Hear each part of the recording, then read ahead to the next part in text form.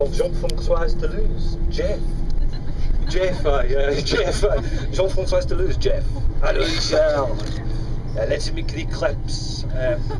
So we made clips. Made a lot of money. That is an astonishing view for the castle. It's a lovely morning, eh? That's quite special. You can really see why they put a castle there, on top of that big plug. Aye, so we're off to Stirling Castle, and I get quite excited about Stirling Castle. I do, because it's recently gone under several years of renovation, and what they've done in the castle is something that is absolutely brilliant. They've painted it all the bright colours and stuff that it would have been back in the glory days of it, back in the 1600s. So unlike a lot of castles around Britain, you get to see it with all the beauty and the colours that might have been there back in the day, because most castles it's just dead stonework. So do get excited about it, don't go over excited, but do get mildly excited. That's where we're going first. We can get a lovely view of the Wallace Monument there. I'll tell you a wee bit about William Wallace. Oh my god, is that like a castle? You'll get bored of that. We have lots of castles in Scotland, it's one of the things we have. Aye, yeah, we'll go there and I'll tell you about Wallace. Bruce, has anyone seen the film Braveheart? Yeah, you have, right, good. Because that was a rather important little period in Scottish history. Not just the story behind it, obviously was incredibly important, one of the greatest heroes ever. But the film, believe it or not, did so much for tourism in Scotland, and possibly still is. So I'll tell you a wee bit about that, and I'll kind of do away with the myths and legends of Hollywood. And then after we leave kind of Stirling area, we're going to head into the Highlands itself, the Gaeltacht.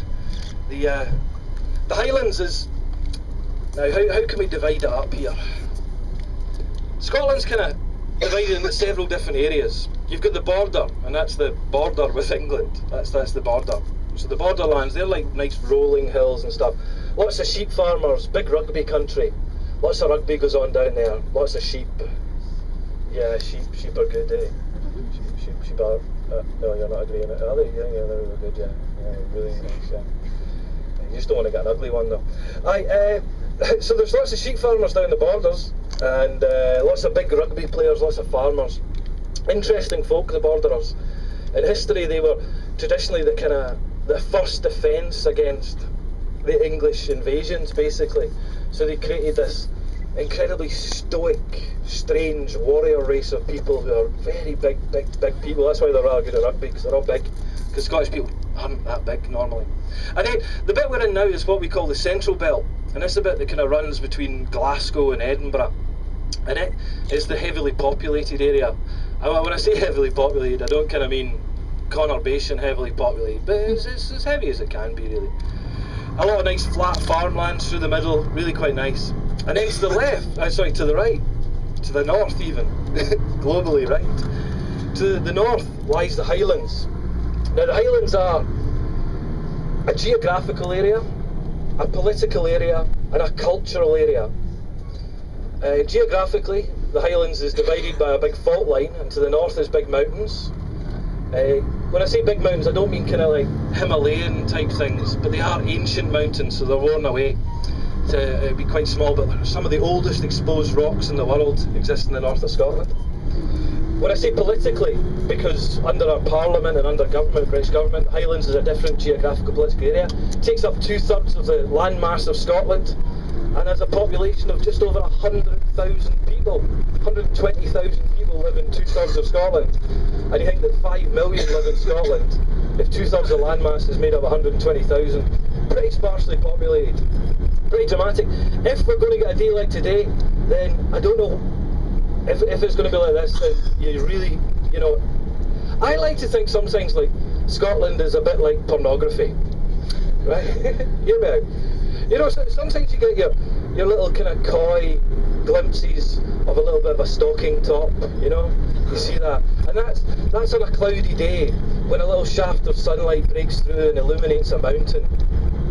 And sometimes it's a bit like the 1930s black and white pornography that is just big guys in moustaches giggling at ladies tied to railway tracks, and that's when it's just raining down. But there's something dramatic about that.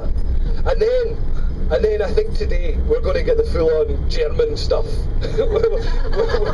I think if the skies remain clear, as vistas go, we're getting hardcore tourism, travelling pornography. That's a terrible analogy, isn't it? Aye, and then the Highlands culturally, I mentioned there was 3 different.